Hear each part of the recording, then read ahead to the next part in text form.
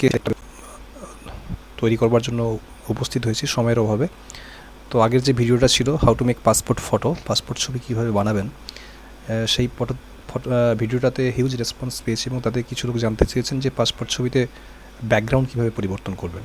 তো আজকের অবশ্যই সেই বিষয়ে একটি ভিডিও আপলোড করতে চলেছি যে কীভাবে অ্যাডোব ফটোশপের মাধ্যমে ছবির ব্যাকগ্রাউন্ড চেঞ্জ করে ছবিকে আরও আকর্ষণীয় করে তুলবেন।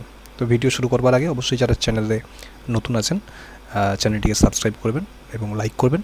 আর একটু জানিয়ে দিই, একটু ডিটেলসে বলবো যাতে করে পুরো ক্লিয়ার কনসেপ্ট আপনাদের মধ্যে আসে। তার জন্য একটু হয়তো ভিডিওটা একটু লেন্দি হতে পারে, খুব বেশি না, একটু লেন্দি হতে পারবে, তো একটু সময় নিয়ে দেখবেন। তো চলে যাচ্ছে একদম ইন্টারফেসে। তো অ্যাডোব ফটোশপ 7টা আমি ওপেন করে নেবো, আমার কাছে যেটা আছে অ্যাডোব ফটোশপ 7 আছে। তো তার আগে বন্ধুরা, আপনারা যারা ফটোশপ 7-এ কাজ করেন তারা নিশ্চয়ই জানেন যে আমাদের এদিকটাতে যে টুলবারটা আছে, এখানে অনেকগুলো টুলবার আছে এবং বিভিন্ন টুলবারের বিভিন্ন রকম কাজ আছে। এবং আমি আগেও উল্লেখ করেছি যে ফটোশপ এমন একটা প্ল্যাটফর্ম, এখানে বহু ধরনের কাজ করা যায় এবং পুরো ডিটেলসে একটা ভিডিওতে পুরো ফটোশপের ডিটেলস দেওয়াটা খুবই মুশকিল।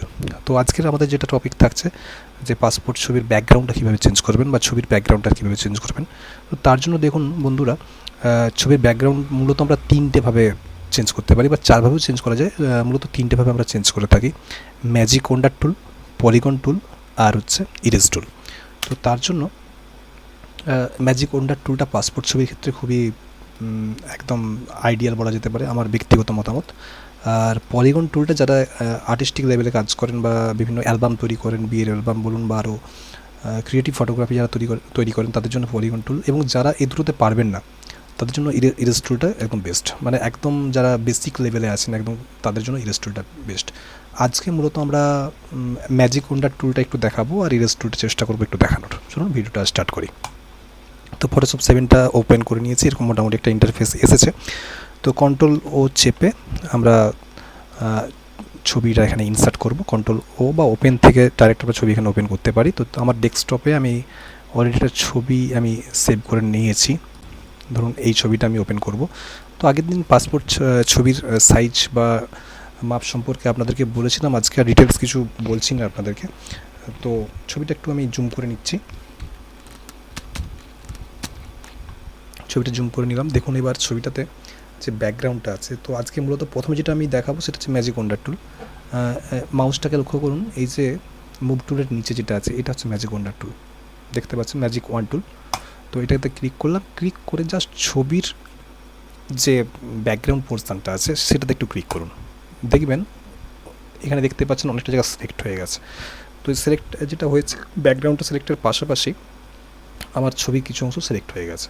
তো এটাতে আমি একটু পরিবর্তন করব। তার জন্য উপরে লক্ষ্য করুন টলারেন্স বলে এই জায়গায় একটা অপশান আছে, এইটাকে আমি একটু কমিয়ে দেবো। জাস্ট এটা আপনারা অ্যাডজাস্ট করে নেবেন ছবির ব্যাকগ্রাউন্ডের সাথে ছবির ড্রেসের কিছু মিলাপ হচ্ছে কিনা বা ছবির ফেসের কোনো স্কিন টোনে মিল হচ্ছে কিনা, তখন কিন্তু এটা সিলেক্ট হয়ে যাবে। তো আরেকবার আমি ডিসিলেক্ট করে ক্লিক করলাম। এখনও ছবির দেখুন কিছুটা অংশ এখানে আসছে, এখানে সিলেক্টিভ। তো এটাকে টলারেন্সটাকে আমাকে আরেকটু কমিয়ে নিতে হবে, এটাকে আমি 15 করে দিলাম। আরেকবার ক্লিক করলাম। দেখুন এইবারে মোটামুটি ছবির একদম ঠিক বর্ডার বরাবর পুরো জায়গাটা আমার সিলেক্ট হয়ে গেছে এবং এখানেও কিছুটা অংশ আমার এখনও আছে। টলারেন্সটা আরেকটু কমাতে হবে আমাকে। তো এটাতে 12তে রাখি, এখনও নিচ্ছে। এই মতো করে আপনারা আপনাদের অনুপাতে নিয়ে নেবেন। আসলে ছবির ব্যাকগ্রাউন্ড এবং ছবির ড্রেসের কালারটা খানিকটা একই হয়ে যাওয়ার জন্য এই সমস্যাটা হচ্ছে। তো মোটামুটি দেখুন এবারে একদম ছবির বর্ডার বরাবর আমার ব্যাকগ্রাউন্ড যেটা আছে ওটা এসে গেছে। তো এবার চলে আসবো আমরা একদম ডাইরেক্ট এই পোর্শনটাতে। এখানে দেখুন দুটো কালার সিলেক্ট হয়ে আছে এবং সব সময় খেয়াল রাখবেন ম্যাজিক ওয়ান টুলে কাজ করবার সময় যে জায়গাটা আমি পোর্শনটা সিলেক্ট করছি সেটা কিন্তু এই সাদা অংশটা। তার মানে এইটা আমাকে চেঞ্জ করতে হবে। আপনি যেটা চাইবেন সেটা, যদি ব্লু চান ব্লু, আপনার পছন্দ মতো একটা কালার এখানে সিলেক্ট করুন। ধরুন আমি এই কালারটা নিলাম। জাস্ট কিবোর্ড থেকে প্রেস করবেন কন্ট্রোল এক্স, একই কাজ। কিবোর্ড থেকে ক্লিক করবেন, আর একবার দেখিয়ে দিই, কিবোর্ড থেকে ক্লিক করবেন আপনারা কন্ট্রোল প্লাস এক্স, চেপে এন্টার। তাহলে কী হবে দেখবেন ছবিটা ব্যাকগ্রাউন্ডটা চেঞ্জ হয়ে গেছে। এবার যেটা কাজ আছে দেখুন, ব্যাকগ্রাউন্ডে চেঞ্জ করে দেওয়ার পরেও এই যে কিছু চুলের এই যে জায়গাগুলোতে কিছু সাদা অংশ রয়ে গেছে, এগুলোকে আমরা একটু এডিট করে নেব। তো তার জন্য ছবিটাকে আরেকবার জুম করছি। জুম করে এখান থেকে আমি ব্রাশ টুলটা নিচ্ছি, এখান থেকে এটা ব্রাশ টুল, এবং অবশ্যই এই জায়গাটায় আমাকে এই ব্যাকগ্রাউন্ডের কালারটা নিয়ে আসতে হবে। তো তার জন্য কী করবো, এটা এই যে রোটেশন চিহ্নটা আছে ওটাতে ক্লিক করে অটোমেটিক চলে আসবে। তো ব্রাশ টুল নিয়ে ছবিটা আরেকটু জুম করে এইগুলোকে জাস্ট একটু কেটে দিন। ব্রাশটা একটু বড় সিলেক্ট হয়ে আছে, তো একটু ছোটো করে নেবো, ডায়ামিটারটা ছোটো করে নিয়ে এগুলো একদম ধার বরাবর খুব সূক্ষ্ম হাতের সাথে একটু সাবধানতা অবলম্বন করে কাজটা করবেন, যাতে করে ছবির কোনো মেন পোর্শন নষ্ট না হয়। দেখতে পাচ্ছেন কীভাবে কাজটা করছি। একটু কেটে দিন এই সাদা অংশগুলোকে।